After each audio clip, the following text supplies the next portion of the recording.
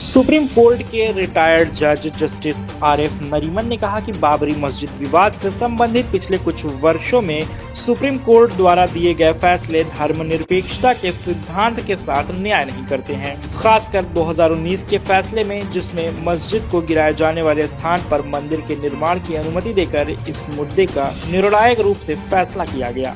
उन्होंने कहा, मेरे विचार से न्याय का बहुत बड़ा उपहास ये है कि इन फैसलों में धर्मनिरपेक्षता को उसका हक नहीं दिया गया। पहले जस्टिस एएम अहमदी स्मारक व्याख्यान में धर्मनिरपेक्षता और भारतीय संविधान विषय पर बोलते हुए जस्टिस नरीमन ने 6 दिसंबर 1992 को बाबरी मस्जिद के ध्वस्त होने के बाद भारत सरकार द्वारा उठाए गए कदमों को याद किया। उन्होंने बताया, सबसे पहले इसने लिब्रहान आयोग नियुक्त किया, जो निश्चित रूप से 17 वर्षों तक सोया रहा और फिर 2009 में एक रिपोर्ट प्रस्तुत की। दूसरे, इसने अयोध्या अधिग्रहण क्षेत्र अधिनियम और साथ ही सुप्रीम कोर्ट को राष्ट्रपति संदर्भ दिया, ताकि यह निर्धारित किया जा सके कि मस्जिद के नीचे कोई हिंदू मंदिर था या नहीं। इसके बाद उन्होंने बाबरी मस्जिद मुद्दे से निपटने वाले न्यायालय के निर्णयों का उल्लेख किया। डॉक्टर एम इस्माइल फारूकी आदि मोहम्मद असलम बनाम भारत संघ 1994 में न्यायालय, अयोध्या अधिनियम 1993 में कुछ क्षेत्रों के अधिग्रहण की संवैधानिक वैधता और ये तय करने के लिए राष्ट्रपति संदर्भ की स्थिरता से निपट रहा था कि बाबरी मस्जिद के नीचे कोई हिंदू मंदिर था या नहीं। यहाँ न्यायालय ने माना कि केंद्र सरकार द्वारा 67 एकड़ भूमि का अधिग्रहण वैधानिक रिसीवरशिप का एक अभ्यास था।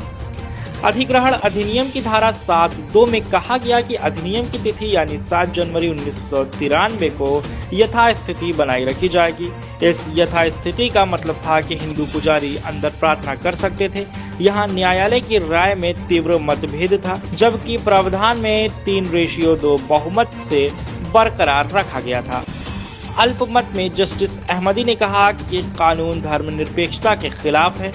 जस्टिस नरीमन ने राम जन्मभूमि मामले में 2019 में अंतिम फैसले का भी विश्लेषण किया, जहां तत्कालीन सीजेआई रंजन गोगोई की अध्यक्षता वाली सुप्रीम कोर्ट की 5 जजों की पीठ ने सर्वसम्मति से फैसला सुनाया कि अयोध्या में 2.77 एकड़ की भूमि विवादित भूमि राम मंदिर के निर्माण के लिए सौंप दी जानी चाहिए। साथ ही न्यायालय ने कहा कि मस्जिद के निर्माण के लिए सुन्नी वक्फ बोर्ड को 5 एकड़ का वैकल्पिक भूखंड आवंटित किया जाना चाहिए।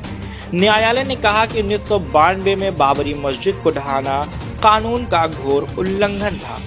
2019 के फैसले का हवाला देते हुए जस्टिस नरीमन ने मस्जिद को ढहाना गैर कानूनी होने के बावजूद विवादित भूमि को राम मंदिर के लिए देने के न्यायालय के तर्क पर असंतोष व्यक्त किया। मस्जिद का निर्माण 1528 में हुआ था। उसके बाद मस्जिद तब तक मस्जिद के रूप में जारी रही जब तक कि 1853 में संकट नहीं आ गया। ये पहली बार हुआ जब संकट आया। संकट के बाद जैसे ही 1858 में ईस्ट इंडिया कंपनी से क्राउन को इसे अपने अधीन करना था, अंग्रेजों ने आंतरिक और बाहरी प्रांगण के बीच एक दीवार खड़ी कर दी। आंतरिक प्रांगण मस्जिद का परिसर था और बाहरी प्रांगण परिसर के ठीक बाहर था। उसी ब्रिटिश दीवार के बाद दोनों तरफ से नमाज अदा की जाती थी, इसलिए बाहरी प्रांगण में हिंदुओं द्वारा